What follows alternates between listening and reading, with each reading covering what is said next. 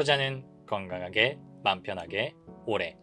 안녕하세요. 캡인베스트먼 허정욱입니다. 오늘 촬영일자 11월 10일 월요일입니다. 어제에 이어서 계속해서 영상을 찍고 있는데 오늘은 다시 돌아와서 반도체 기업 하나 소개해 드려 볼까 합니다. 반도체 상황이 너무나 좋다 보니까 이 반도체 기업들을 소개하지 않을 수가 없어요. 그래서 여러분들이 이번 기회에 제 채널을 팔로우 하시는 분들은 이번 기회에 반도체 밸류체인에 들어가는 여러 가지 기업들을 한번 한판으로 정리를 해둔다 생각을 해주시면 좋겠습니다. 오늘은 동진세미캠이라고 하는 반도체 소재 기업 커버해 보겠습니다. 화면으로 가시죠.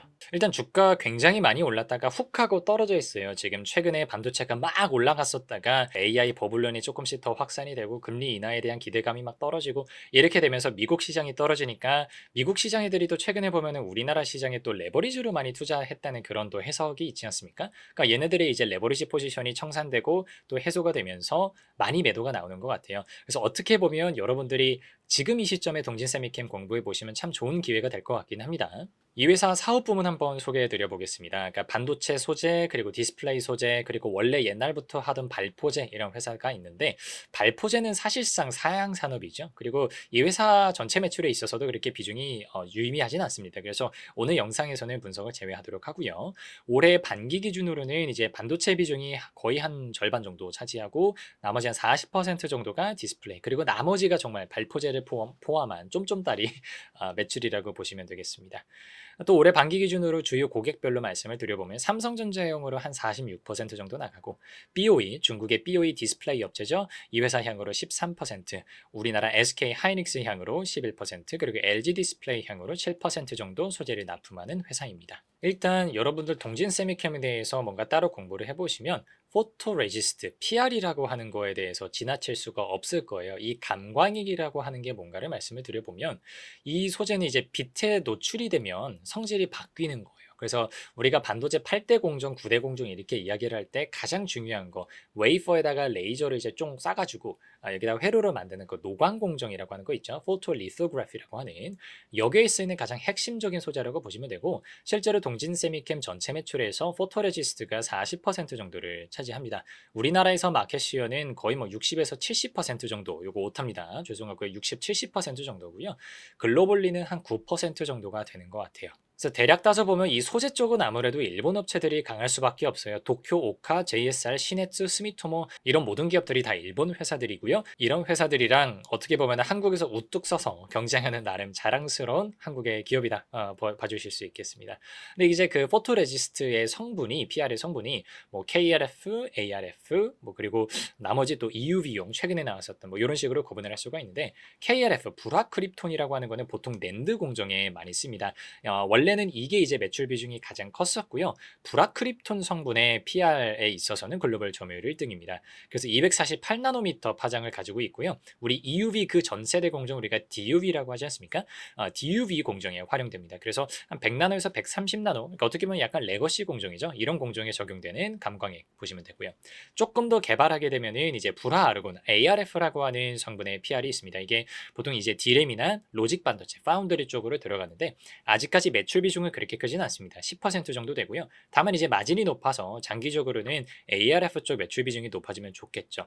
파장이 조금 더 짧고요. 여전히 DUV에 해당하기는 하는데 그래도 20나노 밑에 공정단에서는 적용이 될 수 있기 때문에 불화크립톤에 비해서는 훨씬 더 고성능 그리고 고마진의 소재다 이해해 주시면 좋겠고요. 그리고 가장 이제 극강의 감광액이라고 하는 게 EUV용 PR이 따로 있습니다. 특히 이제 우리나라에서는 이제 EUV용 PR을 유일하게 할 수 있는 회사가 동진세미캠이고요. 7나노 밑으로 들어가게 되면 EUV를 안 할 수가 없게 되기 때문에 7나노 밑에서는 역시 EUV용 PR이 별도로 필요하게 됩니다. 이쪽 시장 보시게 되면 역시 또 이제 일본 업체들이 굉장히 높은 점유율을 가져가고 있어요. 앞에서 소개드렸던 글로벌에서 정말 난다긴다 하는 업체들이 EUV용 쪽으로 정말 초고순도 PR 쪽에서는 역시 경쟁력을 차지하고 있다 보시면 되겠습니다. 포토레지스트만 있지는 않습니다. 뭐 CMP 슬러리라고 하는 게 있는데, CMP라고 하는 거는 평탄화 작업이라고 보시면 돼요. 웨이퍼 공정을 하다 보면 웨이퍼에 이렇게 굴곡진 데도 생기고 언덕도 생기고 잔여물이 묻기도 하거든요. 얘네들을 다 갈아내주면서 이걸 평탄화하는 그런 작업들이 필요해요. 그 중에서 여기 보시면 CMP 패드도 있고요, 플레이트도 있고 그 위에 슬러리를 묻히면서 이게 윙윙윙 돌아가는 거거든요. 이 슬러리 소재를 만드는 회사가 또 동진세미캠입니다. 전체 매출 비중은 그렇게 크지 않고요. 우리나라에서는 한 2등, 3등 정도, 글로벌에서는 한 6에서 10등 정도 왔다 갔다 하는 회사입니다. 여기도 사실은 일본 회사들이 잘합니다. 쇼와덴코, 후지필름, 또 CMC 머티리얼즈 이런 회사들이 있고, 우리나라에서 경쟁사로 보게 되면 솔브레인이 또 경쟁사이기는 해요. 이 CMP 슬러리 쪽에서는. 그리고 또 우리의 기억에서 잊혀졌던 2차 전지에 들어가는 CNT 도전제가 있죠. 도전제라고 하는 거는 뭐냐면 양극재, 음극재 사이에서 이제 전자가 이동하는 경로가 있거든요. 여기에 필요한 첨가 소재라고 보시면 되는데, 예전에는 이제 카본 블랙 소재를 넣었었어요. 근데 CNT 도전제를 바꾸게 되면 전도성도 높아지고 소재 사용에도 80% 절감이 된다고 하고요. 특히 또 이제 앞으로는 실리콘 음극재로 넘어가야 되지 않습니까? 흑연 소재 음극재에서 실리콘 쪽으로 넘어가야 되는데, 이 과정에서 실리콘 음극재는 계속해서 쓰다 보면 부피가 이제 커지면서 이제 화재 위험도 있고 합니다. 부피 팽창을 억제해 주는데 또 활용이 되는 게 CNT 도전지입니다. 그래서 사실 몇 년 전까지만 하더라도 얘가 이제 스웨덴 노스볼트라고 하는 회사랑 10년짜리 장기 계약을 체결을 하면서 막 이제 2차 전지 관련주로도 분류가 되고 막 주가가 올랐었죠. 근데 이제 문제가 노스볼트가 파산을 했죠. 그러다 보면서 이 회사가 2차 전지 쪽에서는 되게 완벽한 실망감으로 다가왔던 회사입니다. 근데 이제 되게 재밌는 게 뭐냐면, 전기차 쪽은 아닌데 배터리가 이상하게도 ESS 쪽으로 앞으로 되게 많이 필요하게 될 것 같아요. 또 이제 전기를 생산하는, 발전하는 캐파 자체가 또 어떻게 보면 불안정하고 부족하다 보니까 기업들이 ESS라고 하는 거를 데이터 센터 옆에 두면서 전력 공급을 조금 안정화시키려는 니즈가 있거든요. 거기에 투입되는 2차 전지 관련해서 다시 한번 힘을 받아볼 수가 있겠습니다. 그래서 우리나라에서는 이쪽으로는 삼성 SDI가 여러 가지 노력들을 가장 앞서서 하고 있는데, 또 삼성 SDI하고 동진세미캠이 아무래도 삼성 쪽에서의 어떤 그런 인연 때문인지 같이 협력을 하고 있는 관계라고 보시면 되겠습니다. 뭐 그동안 말씀드린 이미 있는 소재들뿐만 아니라 계속해서 R&D 지출을 하면서 차세대 소재를 개발을 하고 있어요. 1년에 한 500억 이상의 R&D expense를 쓰고 있고요. 대표적인 게 몇 개만 말씀을 드려보면, 메탈 옥사이드 레지스트라고 해서 MOR이라고 하는 무기물 기반의 PR 소재를 개발을 하고 있습니다. 원래는 일본의 JSR이라고 하는 회사가 주도를 하고 있는데, 이게 유기물, 그동안의 PR은 유기물이라고 보시면 돼요. 유기물 이제 PR 소재에 비해서 분자 크기가 작아요. 그러다 보니까 더 미세 회로에서 더 높은 해상력을 또 구현할 수 있는 포토레지스트다, 이렇게 보시면 되겠고요.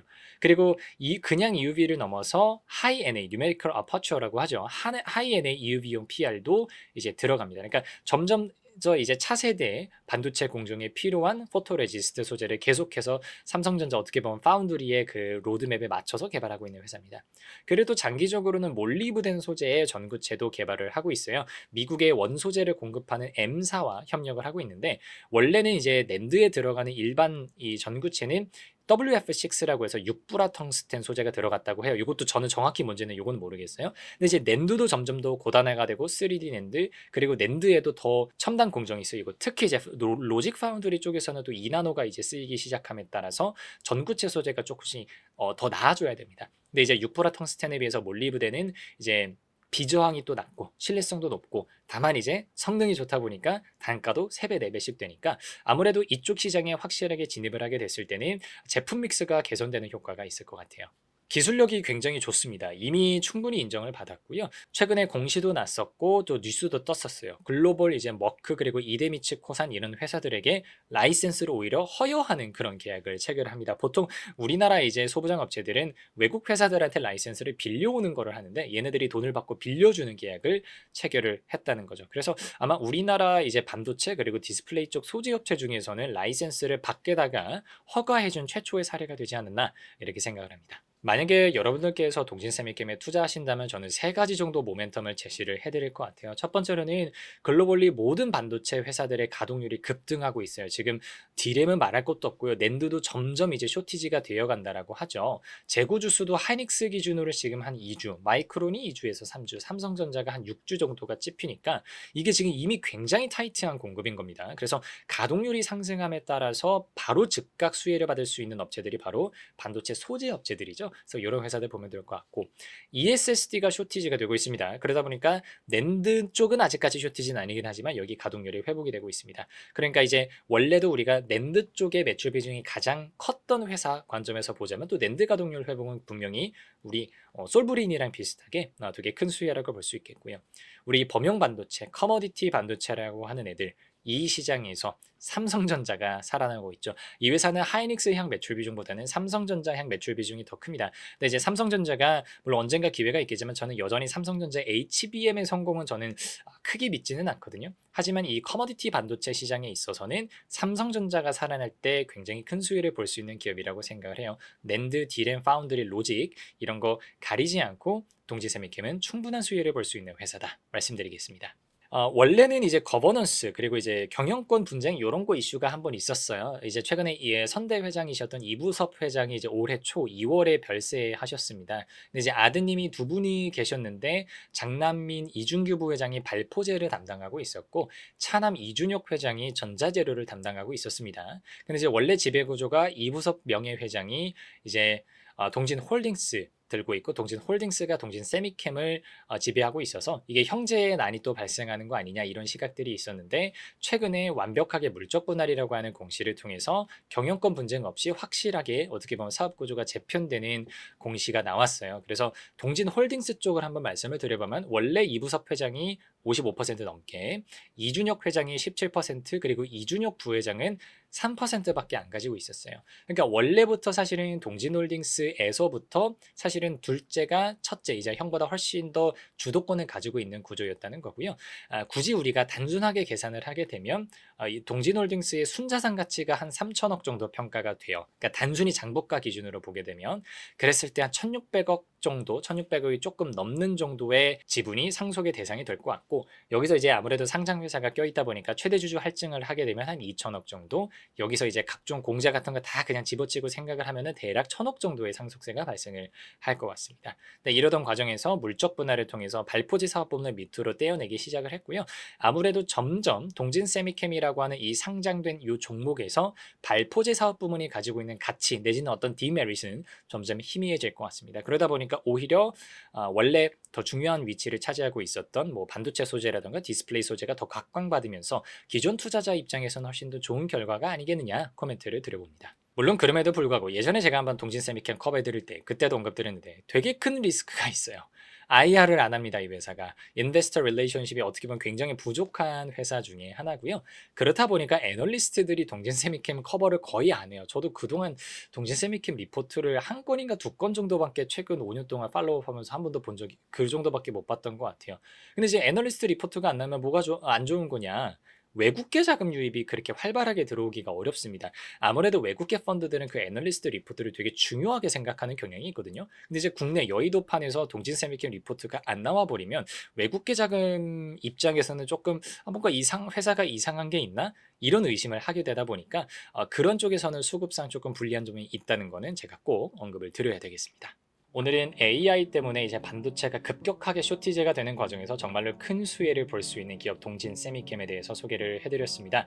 판단은 여러분들이 일일이 정말 구체적으로 해보셔야 되겠지만 적어도 제가 판단하기에는 지금 주가가 이렇게 크게 떨어져 있는 상황에서 저는 반도체가 내년 상반기까지도 계속해서 좋을 것 같거든요. 정말 뇌피셜인데 그 과정에서는 소부장 랠리도 한 번 더 다시 올 것 같기는 합니다. 그 과정에서 가장 큰 수혜를 볼 수 있는 기업 중에 하나라는 점에서 여러분들이 가져가셨으면 좋겠습니다. 여러분들이 정말 언제 투자하실지 마실지 이런 것들은 한번 오늘 영상이 계기가 돼서 구체적으로 판단을 해보시면 좋겠습니다. 오늘 영상이 여러분들께 도움이 되었기를 바라고요. 여기까지 드리겠습니다. 감사합니다.